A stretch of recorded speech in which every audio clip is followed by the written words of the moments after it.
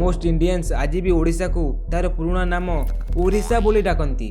But problem हेउची Odisha actually ओडिशार original नाम आदौ नथिला। हजार हजार वर्ष पूर्वे एही माटी को अलग अलग नाम रे जणा जाउथिला।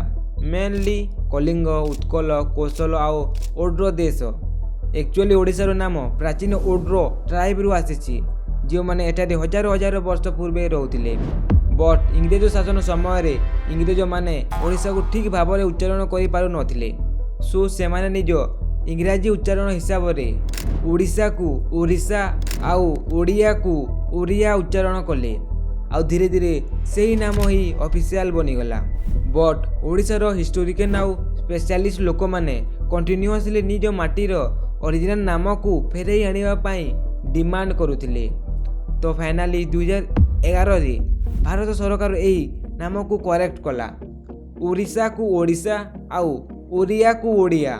सो टेक्निकली ओडिशार नाम चेंज होई नथिला, तार रियल आइडेंटिटी बस फेरई आनिथिला।